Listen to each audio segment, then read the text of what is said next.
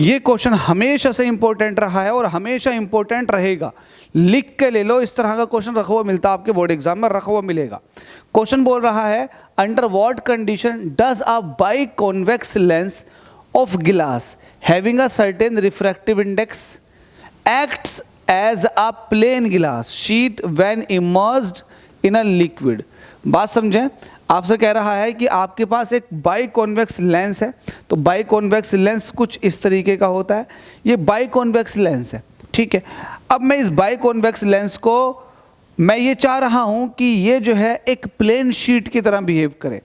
तो plane sheet की तरह बिहेव करने के लिए मैंने इस लेंस को लिया और पानी के अंदर डाल दिया। देखो है ना, है इमर्स्ड इन अ लिक्विड। तो आपसे ये पूछ रहा है या फिर मैं पूछ रहा हूँ, चलो बताओ कब ये प्लेन शीट की तरह बिहेव करेगा। तो बड़ा सिंपल सा फंडा है, ये प्लेन शीट की तरह तब बिहेव करेगा जब इसका रिफ्रैक्टिव इंडेक्स सराउंडिंग मीडियम के रिफ्रैक्टिव इंडेक्स के बराबर हो जाए। अगर सराउंडिंग मीडियम के रिफ्रैक्टिव इंडेक्स के बराबर हो गया तो ये as a plane sheet behave करेगा। मैंने आपको एक बहुत बड़ी बात बताई थी, मैंने इसके 3 केस बताए थे, कॉन्वेक्स लेंस के या फिर कॉनकेव लेंस के। एक केस तो ये था कि इसकी खुद की नेचुरलिटी क्या है।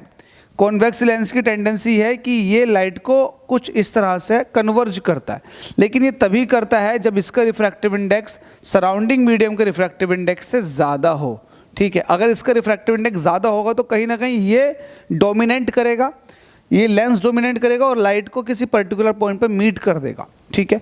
अगर दूसरा केस ले कि यार सराउंडिंग मीडियम जो है उसका रिफ्रैक्टिव इंडेक्स बढ़ाया गया, सराउंडिंग मीडियम का रिफ्रैक्टिव इंडेक्स जब बढ़ाते हैं तो कहीं ना कहीं जो फोकल लेंथ है वो बढ़ती चली जाती है, और इतना रिफ्रैक्टिव इंडेक्स बढ़ा दिया आपने सराउंडिंग मीडियम का कि इसके खुद के रिफ्रैक्टिव इंडेक्स के बराबर हो गया।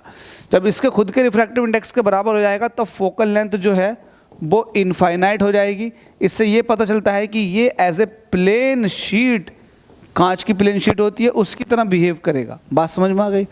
तीसरा होता है कि सराउंडिंग मीडियम आपने, जो कि सराउंडिंग मीडियम म्यू और ये है म्यू गिलास, सराउंडिंग मीडियम आपने ज़्यादा ले लिया। जब सराउंडिंग मीडियम को आप ज़्यादा ले लेते हो, मतलब बाहर का मीडियम उसका रिफ्रैक्टिव इंडेक्स ज़्यादा है, इसका कम है, तो इसका नेचर ही बदल जाएगा। देखो सराउंडिंग मीडियम सब कुछ डिसाइड करवाता है। अगर सराउंडिंग मीडियम खुद से ज़्यादा है तो आपके नेचर को उल्टा कर देगा, और आपसे अगर कम है तो आपका नेचर बरकरार रहेगा, और आपके ही तरह है तो आप बिल्कुल एकदम, आपकी जो प्रॉपर्टी वो वैनिश हो चुकी होगी, आप प्लेन शीट की तरह बिहेव करोगे। इंपॉर्टेंट है, बहुत तरीके से क्वेश्चन पूछा गया, लिख लो, स्क्रीनशॉट ले लो, याद कर लो।